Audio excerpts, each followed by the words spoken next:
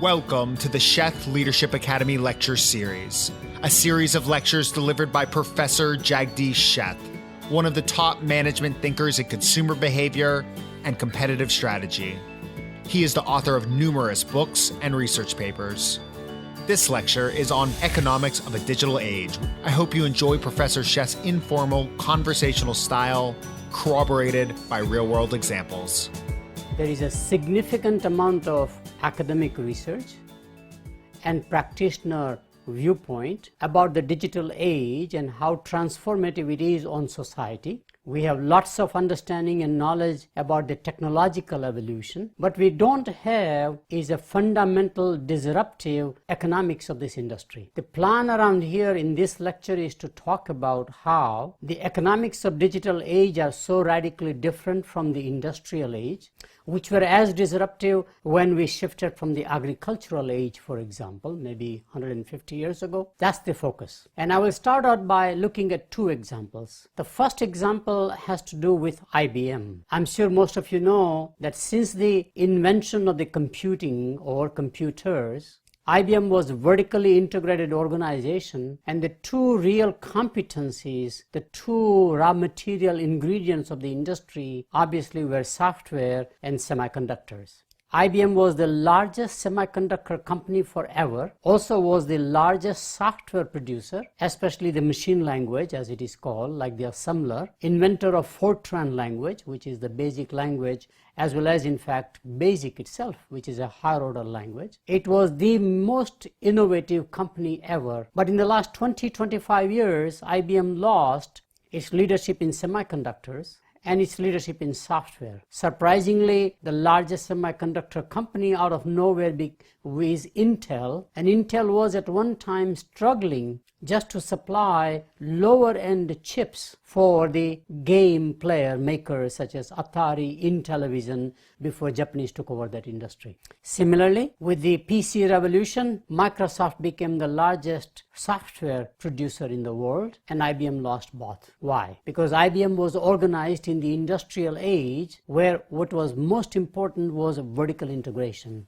You invented things, you designed them, you made them, you sold them or consumed them in the company, and you serviced them. What is the most logical thing to do in industrial age, which is vertical integration, actually, as I will show you later on, in the digital age becomes a liability. There is a similar example I can also give you in the cell phone industry. As we all know, Motorola is the pioneer of the handheld cell phone industry. As you know, cell phone industry did not begin with portable handheld devices, but came as something that will be installed in the automobiles.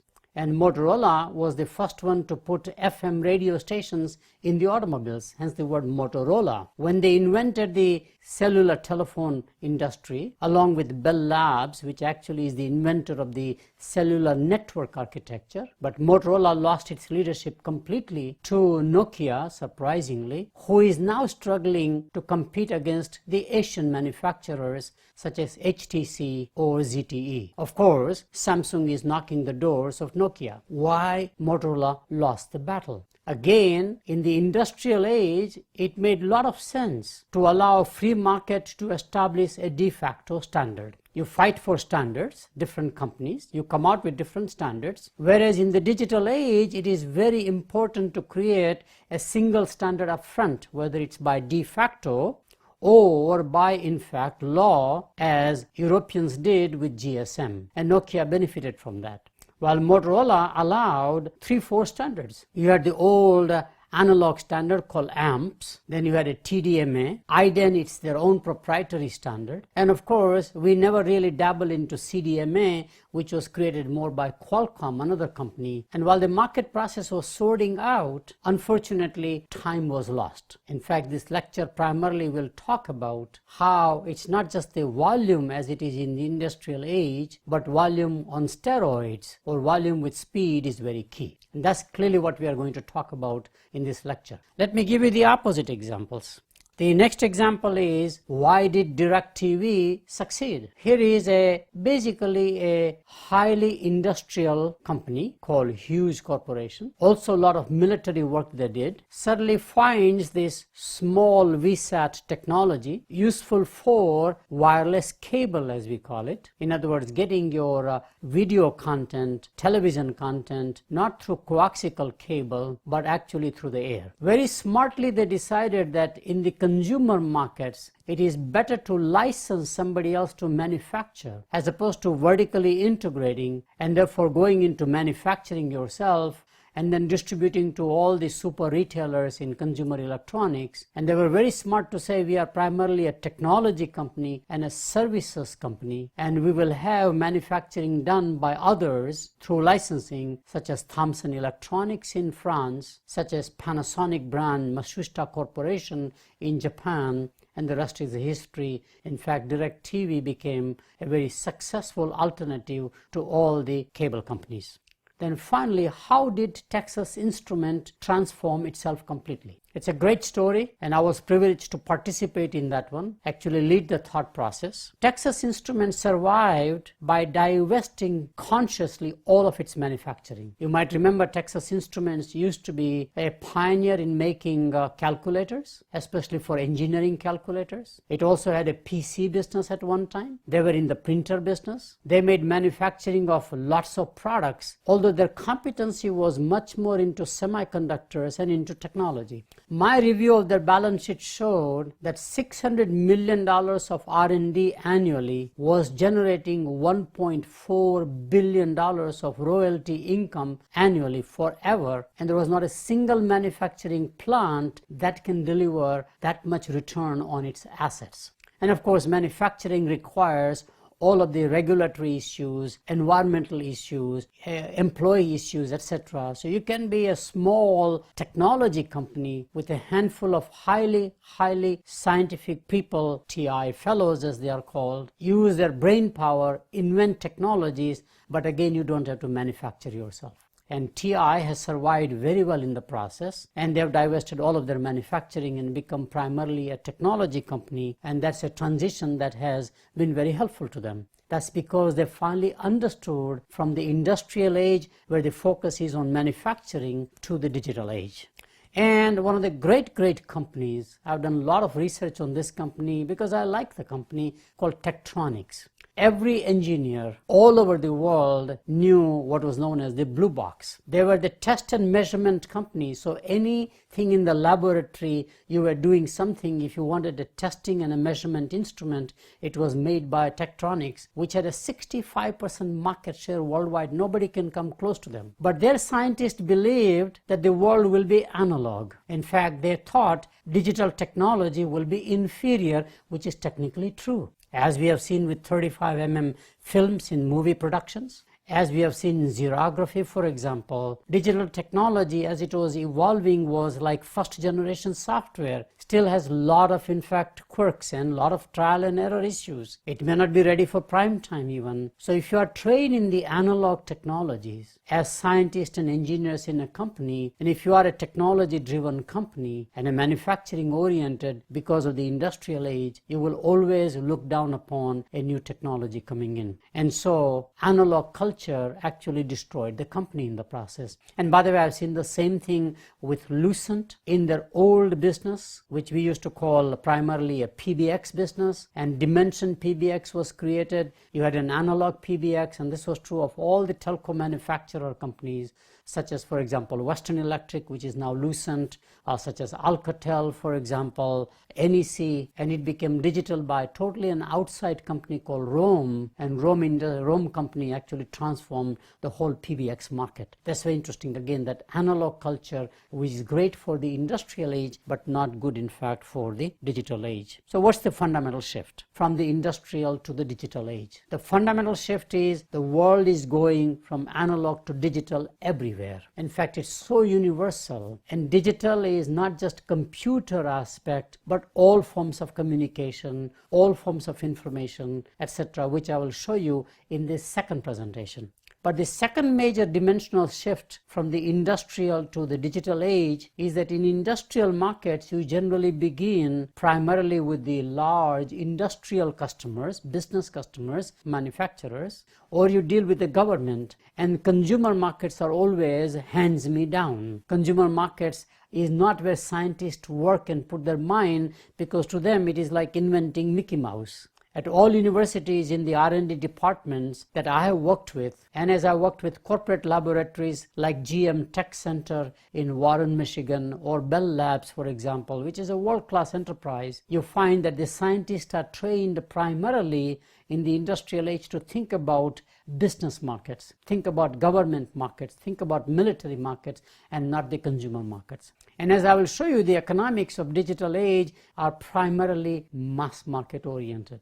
And the mass markets you find are in consumer markets. And therefore, how do you start with the consumer markets first, and then you go to the industrial markets is a absolutely radical thought from the industrial age to the digital age. And that's going to be transforming the industries, and smarter companies will learn how to start with consumer markets and then go up to the industrial markets, as Japanese have done, both for LCD technology, which you might remember came on things like watches, for example, or on calculators. Today, LCD technology is equally important in a military fighter plane such as the F-16 or maybe even F-22. Incredible shifts. And these are the two areas where companies either will succeed or they will fail as things become all digital. What forces are driving this shift? And I already given some hint, but I will repeat some of the things. The first major force is digital technology actually is a convergent technology. The barriers created between voice, data, and video, three forms of communication, is going away in the digital world. Digital world blurs that boundary. In other words, what analogs technology kept them separate is not the case. So convergence is one key driver. Second major driver is what's known as Moore's law, which means speed matters, and I'll come to that in a moment in some detail. Third one is emergence of large emerging economies where consumer markets are into billions, not into millions anymore,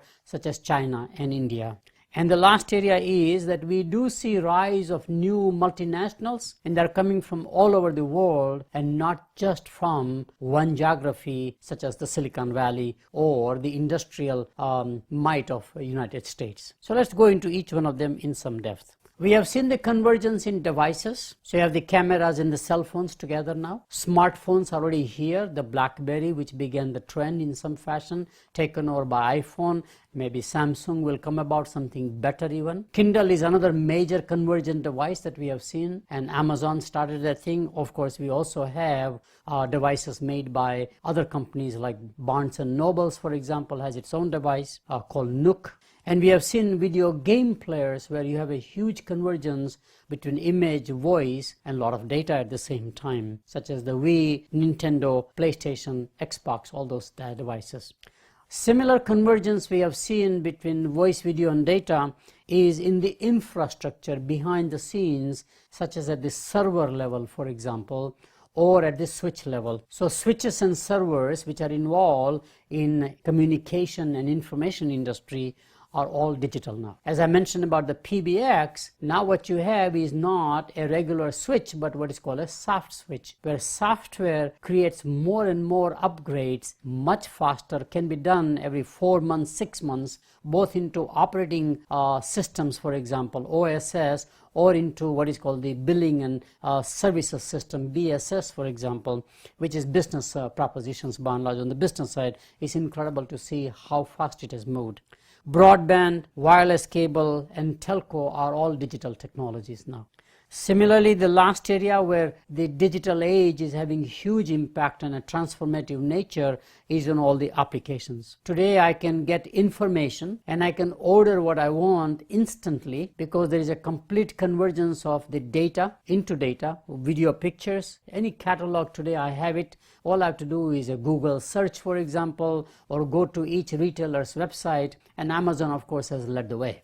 So you see the same thing, online e-commerce in business-to-business market. Companies like Cisco Systems are claiming that 75% of all their incoming orders are now strictly online now, no more paperwork, which used to be a lot of time and everything. It was delay and errors.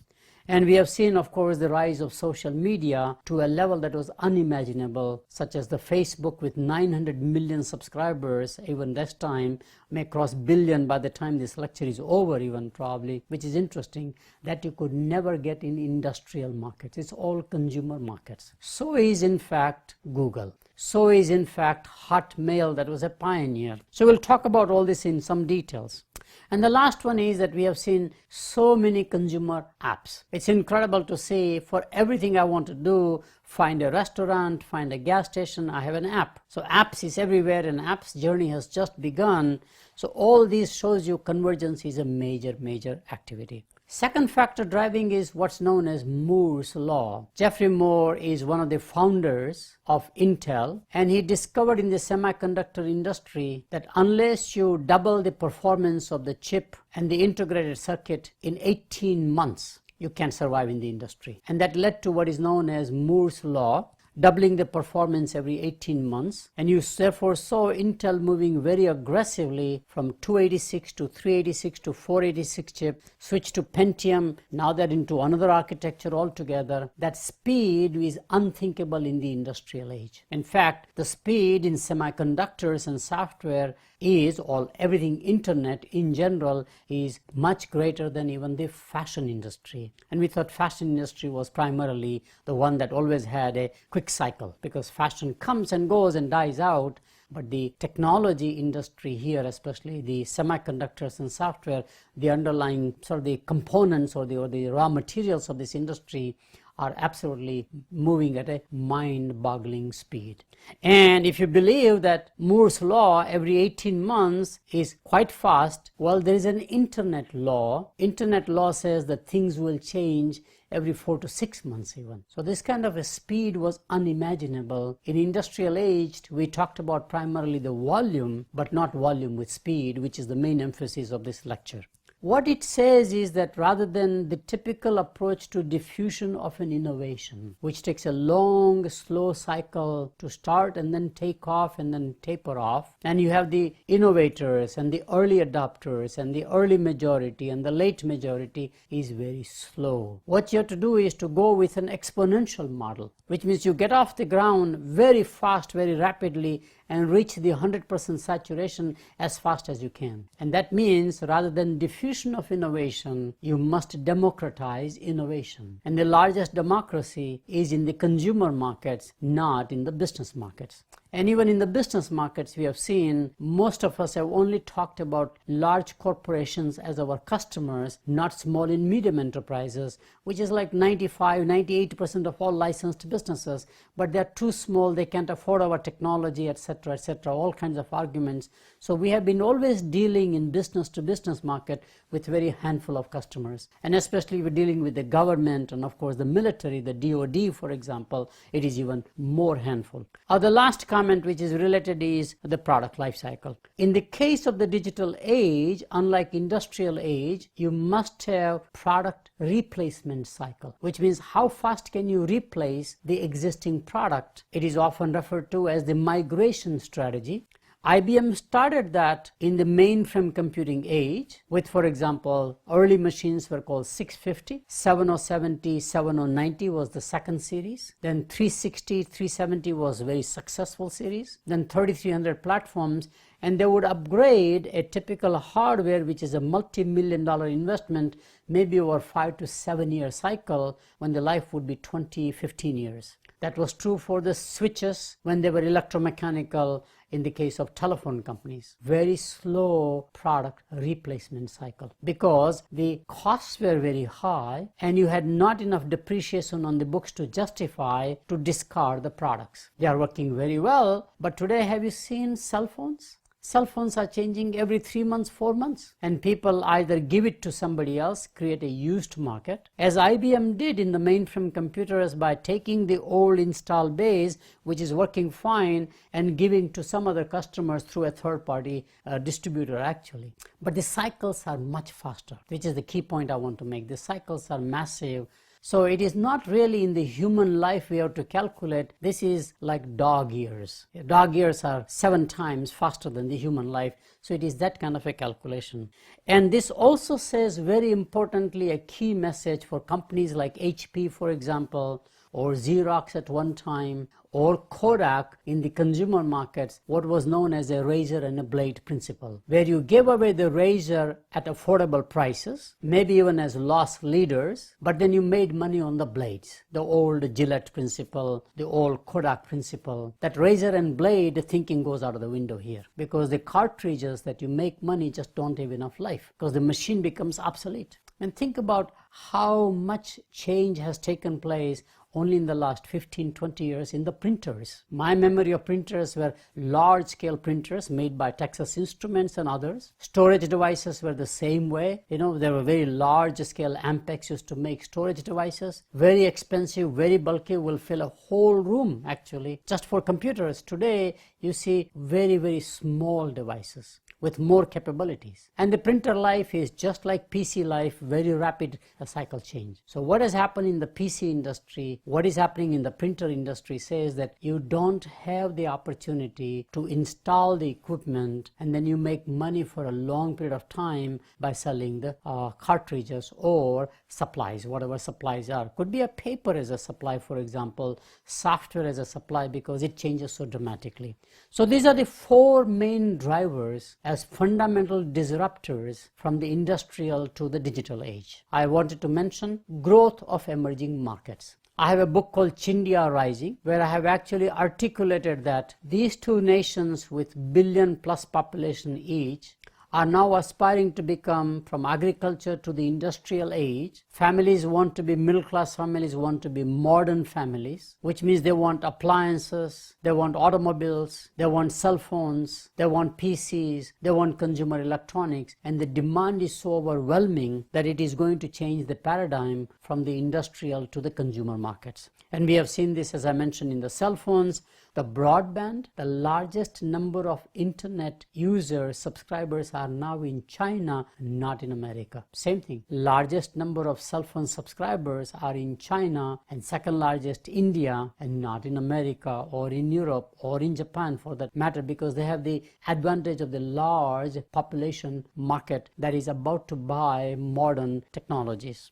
We have seen the same thing, large consumer markets, as I mentioned, in social media, and of course now in automobiles and appliances. Again, China is now almost number 1 in automobile buying every year, not America. China is also number 1 in appliances. They have their own company called Haier, just goes on and on. So the large consumer markets is a very key event that is transforming, especially the rise of the emerging economies, transforming from the industrial to the digital age.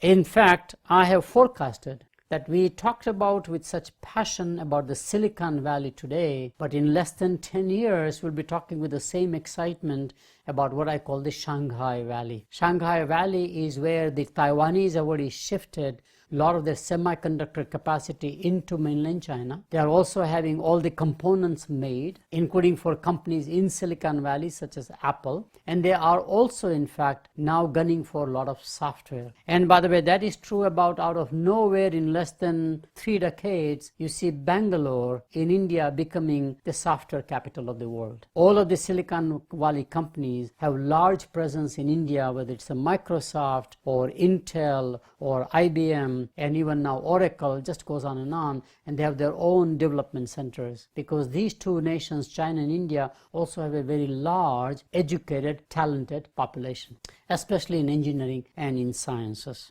Also, we see significant growth in the infrastructure investment and into the defense industries in both of these countries, as it will be true for other emerging markets.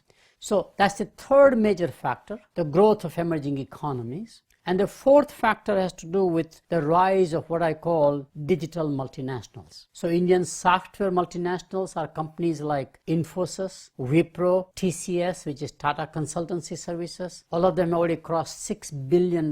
In a couple of years, they are aspiring to become at least $10 billion company each. The total Indian software industry is now estimated to be about 80 billion and closely becoming a $100 billion industry, not just by the Indian multinationals, but by everybody. And TCS is about to cross $10 billion out of nowhere. Remember, these companies began strictly to do the work for Y2K issues under the legacy computers. But today they have become quite sophisticated. They do enterprise installations for SAP installation, Oracle installation, anybody's installation. They can do almost system integration if a company wants that. So this large new multinationals from India in software, we need to watch because they may impact the digital age because they don't have the legacy of the industrial age.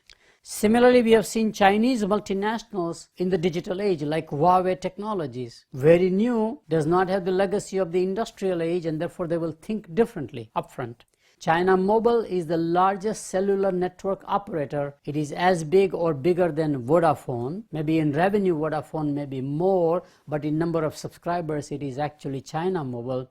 And the third largest mobile company is from India called Airtel. China also has consumer electronics company called ZTE, as I mentioned, and HTC, and they're all gunning to come into the consumer electronics and into the digital products and technologies. And they will start with consumer markets and will go up to the industrial is my forecast primarily. We also see the rise of new Silicon Valley multinationals. And these are companies we never heard of maybe 20 years ago, such as Google. Electronic Arts that makes all of the video games, for example. Animation studios like DreamWorks and Pixar, they're all newer companies. They don't have the legacy of the industrial age, and therefore companies that have an industrial age, a legacy and a culture actually are at a disadvantage. And of course, the latest one everybody talks about is Facebook, along with LinkedIn and all of those social media companies as we call them. Not just Silicon Valleys, not just Asia, but you see the rest of the world multinationals also here, and they are companies like SAP in software, companies like Samsung, which has become absolutely remarkable transformation, innovation leader now and gunning for the digital age markets primarily. And of course, OnStar, which is a very strategic technology play by General Motors. They have spun that one out as a standalone subsidiary. Every automobile now I can have as a mobile communication platform. Later on I will talk about that one, how every automobile can be my base station mobile, so I don't have to build these towers for mobile broadband, which is where the world is going. So that's very key to understand that these four drivers of change are transforming from the industrial to the digital age. And in the next slide, I will just show you that if you look upon the x-axis is what I call scale, the volume, y-axis is the speed, the vertical axis. You see at the bottom agricultural age, then we are transforming into the industrial age, and now we're going into the digital age. At each time I've plotted linearly, but actually there's a discontinuity. Each one has created an enormous discontinuity, primarily from a scale viewpoint in agriculture to industrial level, but in the case of industrial to digital, it is much more the speed. So what we will do is to look upon the economics of the three ages. So we compare the economics of the agriculture age with the industrial age with the digital age. And that's where the transformation is remarkable, as I will show you. So let's look at the economics of the agriculture age. In the agriculture age, the total cost is equal to only variable cost. Fixed cost is land, but land is inherited and therefore it is not even calculated. So when you only have variable costs, then mathematics tells us that the only thing you can maximize is resources that you have. You cannot maximize profits. So you just have to accumulate more resources. And what are the key resources in the agriculture age? Land and serfs who work for you in servitude, as it has been the case in the old days, as we have it still in many parts of Latin America, where you have large plantations and people actually are bonded workers, as we have it in Africa, as we have it in Asia, especially in countries like India, which is a very agriculturally fertile land. So given that situation, what one can maximize are resources, and that's the only thing you can do. And more you have the resources with you, and more you pass on that resources to the next generation, the wealthier you are. That's how you make money. And that has been the case with nobles, emperors, kings who own large tracts of land and had more people who were under their jurisdiction by and large. So resource advantage is the key one, and you maximize your resources. This paradigm shifts in the industrial age dramatically. And it is as transformative on the agriculture age than we have imagined. Since labor was a shortage as a resource, in industrial age we invented the concept that the total cost is both variable cost and a fixed cost. By the way, fixed cost can go as much as 40-50% in industrial age, such as in the aerospace industry, maybe in the automobile industry, where you have a very large-scale automated assembly principle. And the cost of the material as a percent of the total cost is not 100%. We understood now the economics of maximizing profits because we created the theory of marginal cost. And mathematics tells us that the marginal price, which is the price for the next unit that you produce, must equal your marginal cost, which is the cost of making that incremental next unit. So now you are able to maximize your profits when your marginal price equals your marginal cost. In order to come down fast toward reducing your marginal cost, you have to recover your fixed cost as quickly as possible. So you have a fixed cost recovery as your key strategy, and therefore the fastest way to recover your fixed cost is to increase the scale. I mean, this is the brainchild of Henry Ford when he created Model T. People used to make cars one at a time in the old days, almost like pre-industrial age. You made jewelry one at a time. You made every product one at a time, as we still do, surprisingly, in building homes, which are built one at a time, as opposed to prefabricated, assembled homes that you just bring in and put it together on a piece of land or on a lot. Henry Ford was brilliant. He saw the economics of producing affordable automobiles. Model T was the biggest success. He could make Model T as $400 per unit cost when the horseless buggies, as they were called, which are the automobiles produced before that one, will be made one at a time. And the cost would be maybe thousands of dollars. Key change. He got the supply advantage by having every supplier invest their capital into the business. Smart idea. And he ramped it up. And the more you simplified the product, offer just one color. People used to ask him, why only offer Model T in black color? Because people want to show off their automobiles. It's a conspicuous consumption item. And his answer was that customers can have all the choice of color so long as it is black. Do you think he was dumb? Absolutely not. He was a very brilliant, understood, because his game plan was to make affordable automobile. And if he changed just one more color, let's say white, then all the components have to change. And actually DuPont, as a supplier of chemicals, was not able to even produce anti-corrosive chemicals. The level of steel refining was not that good, more like iron as opposed to steel, and therefore the components will be rusting. So he had everything right, and he succeeded very well too. The notion was that, can I make the automobile affordable for my employees, not just for wealthy people? Democratization of innovation, as we talked about. So scale becomes the key advantage in the case of industrial age, whereas in fact in the case of agriculture age, resources becomes your key advantage. Now we come to the digital age. In the digital age, I have found that total cost equals only fixed cost. The variable cost is so small. For example, if I want to build a new semiconductor chip or a wafer factory, as they call it, my initial cost probably is about $2.5 billion. Whereas we thought cost of a paper mill of about $600 million would be significant fixed cost or a capital cost. This industry has even higher levels of minimal investment to succeed and survive. Same thing when I want to create a major software operating system, such as, for example, Microsoft NT, which is a very earlier platform, cost probably more than $600 million, and today any new software may be $1 billion.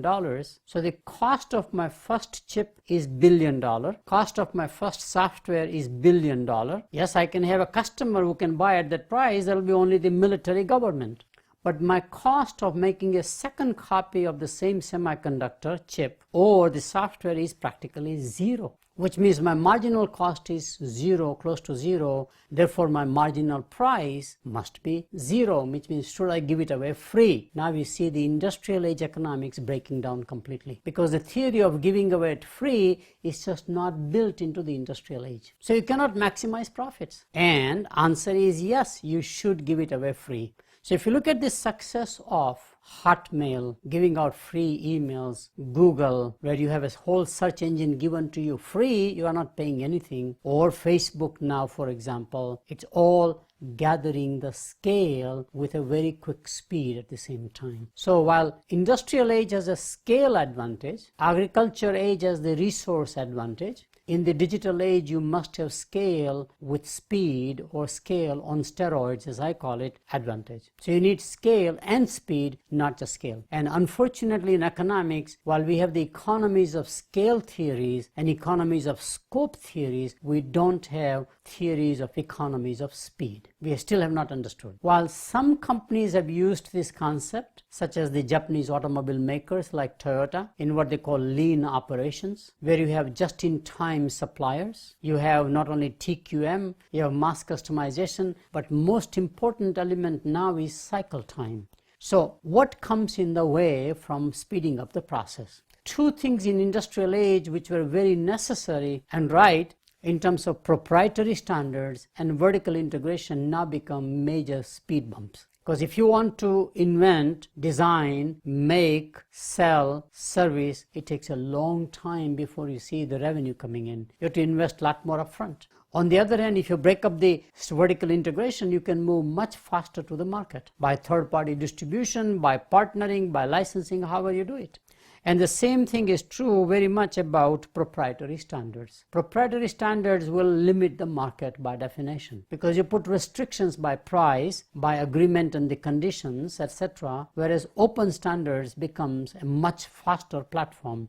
And we have seen, therefore, Linux coming as an open standard. There are a bunch of open standards have come in. All of the academic publishing is all going on to open access press. Or very much you put your article online pretty much. It is reviewed online and it is published almost instantly. Speed matters. So my publication, which used to take in the old industrial age maybe 1.5 to 2 years to publish the paper, I can publish the papers now in days, if not weeks, for example.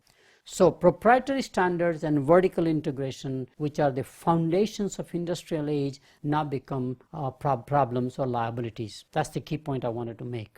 So what are its implications now? How can we speed up on our scale?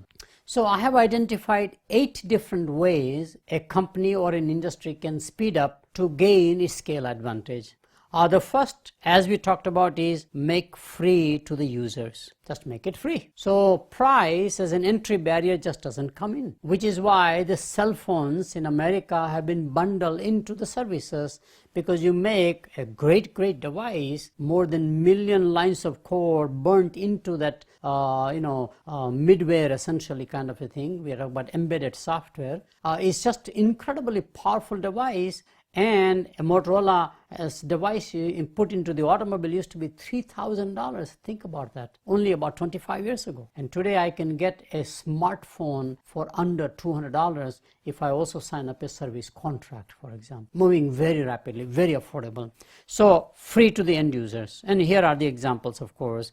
Hotmail, Google, Yahoo, Facebook, we already talked about that one. Second way is to make IT or this industry, digital technologies, as utility. like the telephone, cable, and the electricity and gas, where you simply buy as you use it monthly, and you can get out anytime. So you convert for the customer in the market what is a fixed cost into a variable cost. Software as a service is a very key thing. People have done that thing. And remarkably, right now, you see the popularity of cloud computing. Remember, cloud computing is not as secure. It is first generation of understanding how to put all your life into a cloud, essentially. Security issues are enormous. Reliability issues are great. Will it work? It won't work. I remember all the same debates about cell phones. The networks were so crummy, the billing was not right, but we got used to it because of the convenience of cell phones. And today cell phones are pretty reliable, relatively speaking, especially if they are digital cell phone networks as GSM is worldwide, for example. So second major recommendation is to make IT, digital age, industry, product, technologies more as utility, pay as you drink, as we have said primarily, or pay per view that you have seen, for example, onto the cable television, monthly fee or something like that, which makes it very affordable. The third recommendation is licensing. Licensing is the fastest way to reach as big a market on a global basis as possible, as opposed to your starting your own factories into different countries, which has all of the regulatory, environmental, and human resource issues. So Apple has a license to remember lots of its technologies to others. Apple licenses to every network operator iPhone technology, for example. A lot of licensing is given. SAP now has actually licensed, trained SAP operators or people who can install the SAP installation. So they also have learned how to license it rather than doing it themselves. Android, of course, is becoming a de facto standard in the mobile telephone space, probably knocking off the old proprietary standard like Symbian, which was Nokia based primarily. And of course, Oracle is another one in terms of large enterprise markets, where again Oracle will license people and install Oracle software, which are, as I mentioned, a lot of Indian IT services do enterprise application planning, primarily EAP software installations, right? Next recommendation is create global IPR enforcement. When you license it, you must make sure that the licensee obliges. In the digital technology world, this is a major debate and a concern. We worry about licensing our technology to emerging economies, especially China. But licensing is the same as franchising. A franchisor like McDonald's, or a franchisor like, for example, Domino's Pizza, or any franchisor, hotels, are all franchise operations where they do license franchisees. And by the way, many of those franchisees really do not have kind of the professionalism that one would expect, even within a country. But the contract laws, or what's called the tort laws, are more enforced worldwide than intellectual property rights, where there are always debates, and therefore you go to litigation. Contract laws are very enforceable. So I become more fond of shifting from the traditional patents, trademarks, etc. as an enforcement and more toward contractual way of enforcing a relationship between you and whoever is the licensee. And so Microsoft makes enormous money by licensing its architecture to everybody. IBM, even though it exited the PC business, today still makes millions, if not billions of dollars in royalty because of the software platform that is built into. While they gave away ThinkPad to Lenovo, a Chinese company, they make money on that, surprisingly, by exiting a product business. You don't have to manufacture the product to make money, like the Texas Instruments thing that I talked about earlier. And Google does the same thing. And Google, again, makes a lot of money through royalty, essentially. So, but you must have enforcement is a very key strategy, that you must have, therefore, a strong legal department, not just strong technology department. Next area is create what we call virtual integration. Vertical integration becomes virtual integration. The new buzzword is called ecosystem. And one of the pioneers about doing this, where I don't have to make everything physically, but I can have suppliers in a network come together, was Cisco Systems. When they made their routers and the servers, they did the same thing. So unlike IBM and unlike Sun Microsystems and other server companies, Cisco Systems got a huge advantage like the Henry Ford Model T. Suppliers now commit their resources. They take all of the headaches of making things. Your job is to coordinate primarily and put it together, just like a movie producer does. Everybody's a freelance otherwise, and you strictly have a contractual agreement, and that's it. You don't have long-term commitments. In that case, it's a project by project. And by the way, the best companies that really create virtual integration are the defense contractors. You become a prime contractor and you hire your competitors as your subcontractors because each one has a skill set that nobody can have together. It's too expensive to have that skill set. And as I said, Apple has done the same thing today. As you probably know, most of the Apple is made actually in Asia, both Taiwanese and the Chinese, and Samsung is one of the component suppliers for some of the chips, and surprisingly, Samsung is their competitor at the same time. So in virtual integration, you blur the boundaries of competitors, suppliers, partners, and customers. If you can understand how to do it, you can create a great ecosystem, or what is called as virtual integration. The next one is my favorite, which is create a de facto standard. In other words, if there is only one standard, the economies of scale with speed happens much sooner than if you have multiple standards. And I learned it by analyzing the television industry in America. America is the inventor of television as we know today, commercialized it very successfully, had companies like Zenith, you might remember, General Electric and RCA, but each one of them was into the analog world of making vacuum tubes based television. You might remember before the flat screen you had these huge television devices, and each manufacturer of each vacuum tube, including a picture tube, was dedicated to your chassis, and therefore in the supply chain upstreaming vertical area there are no economies of scale. So if I'm a Zenith assembler, Zenith brand name, then my suppliers are dedicated to making things only that fit into Zenith. There are no economies of scale. Same thing, RCA suppliers have the same. They're called OEM suppliers essentially. And now that paradigm comes to haunt you. So what you have to create is one single standard, and that is GSM, as we talked about in the cell phone. And today, out of the 5 billion mobile phones, maybe 4 billion are GSM. And rest of the world has moved on. So what happened to television, where all American companies died with the creation of solid state technology, which Japanese did? As it is happening with HD TV now, it's the same thing, same problem. You have a de facto standard. It can be created by a government, or it can be created by market where everybody cooperates. And you have seen already, in fact, the race between Blu-ray and another standard basically is won by one of those guys, and everybody is now aligning with a common standard to get speed going as much as scale going by and large. So HD TV, quartz in watches is the same phenomenon. Learn to create a de facto standard. Next area is that if you are going to have any operations such as manufacturing, it must be flexible, which means it can produce mass customization way economies of making one unit a small lot as economies of making lots of units. In pharmaceutical industry, this is the biggest struggle, because at the clinical trial level, you need a factory that can make only small quantity of drugs. Requires a very different equipment, a different process even, as opposed to making large scale bulk drugs such as ibuprofen, which then goes into formulations, into tabulations, into prescription drugs, wherever it goes, downstreaming activities. So you have to create, so the fundamental notion is that if you're going to be wanting speed as your key advantage with the scale, make sure your operations are flexible, which means lean operations, which is what Toyota basically evangelized in a very good way, which is cycle time, total customer satisfaction, or TQM, and of course just-in-time supply function.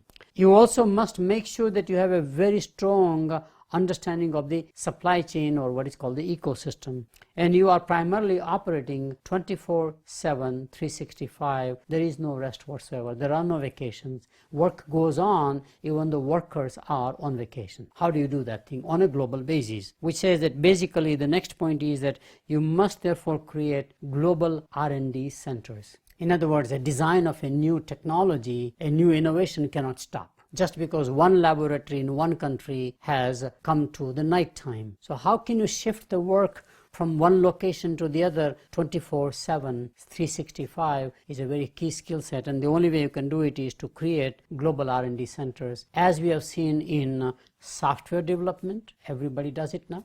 as we have seen in the new Boeing 787 Dreamliner aircraft, which is radically different. I don't know, maybe 10, 11,000 suppliers must have come together, and to manage that requires an IT platform. But it's very key that if you are wanting speed with your volume, this is one way to achieve the speed element. And we have seen this basically now in digital media. Today, I know that one of the series that I have created in the academic world called Legends in Marketing, everything is online done between Indian people doing a lot of work real time and the American people here, because once you do page proof setting etc. in the digital way of printing some things, it is already done night time over there is daytime here, so you basically have a 24-hour cycle and you speed up the whole process. This is now common across all things digital by and large. So let's conclude this lecture.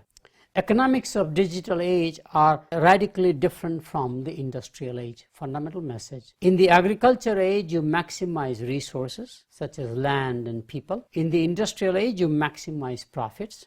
In the digital age, you can only maximize cash flow. I want to make this as a key point because ultimately analysts in the stock market still look at earnings, which is the profit measure, or EBITDA, which is another profit measure. What matters, however, is that are you getting more and more cash accumulated in the company, which usually they look down because the more cash you have, less growth you are. And if you don't have a growth above the market rate or economy growth, then the analyst punish you for your stock price. This is just the opposite. It says that in the digital age, what matters is cash. And the best company which is accumulating more cash in such a short time is Google. Apple now has even as much cash flow as Google, and Apple probably will increase its cash flow. Similarly, Microsoft, huge cash flow. Now with that cash flow, I can do something dramatically different. So in the digital age, cash flow becomes the measure more so than actually the growth and profitability. Radical shift in the way we look at the price earnings ratio of companies. So traditional S&P 500 or Dow Jones, which is all measured on earnings per share, now changes to cash flow per share. Very important measure and changes the way you look at the world. So companies with industrial age technology and culture are therefore at a significant disadvantage as opposed to companies that only began in the digital age. And while we have talked about the the Googles of the world and the Microsofts of the world, but real place where I see the difference around here is very young companies trying strictly in the digital age and coming out with applications after applications on an existing platform. And especially with the internet and the web-based technology, it is much faster they can do it. So that's clearly, so industrial age companies will have a significant disadvantage. The key competitive advantage in the digital age is therefore volume with speed. That's the key one. Not just volume. It's volume times speed. It's not volume or speed. In the mundane industries, I always talk about this one, that United States Postal Service has the volume but no speed. FedEx, on the other hand, has the speed but no volume. What you need is both. So in the retailing, Walmart has both speed and volume. Sears has maybe no speed at all, some volume, because in order to create the speed, you have to computerize everything, end to end. It's all online essentially where the speed comes, which was the advantage of Cisco systems against their competitors who were incumbent industrial companies such as, for example, IBM in the server business, as we talked about, and other names. HP, another name, same way. So there are 8 ways to speed up the volume. Give it away free, make technology as a utility, which means operating cost only, like cloud computing, licensing, global IPR enforcement, create a virtual integration from vertical integration, which means more partnership, suppliers, agreements as opposed to ownership, create de facto standards, however you do it, have flexibility in your operations, whether those are manufacturing or service operations, and create global R&D centers. So this is the lecture on economics of the digital age. Speed, volume with speed is the right way of phrasing it. Thanks for listening to this lecture on economics of a digital age with Professor Jagdish Sheth. For more about Professor Sheth and the Sheth Leadership Academy, visit www.shethleadershipacademy.com.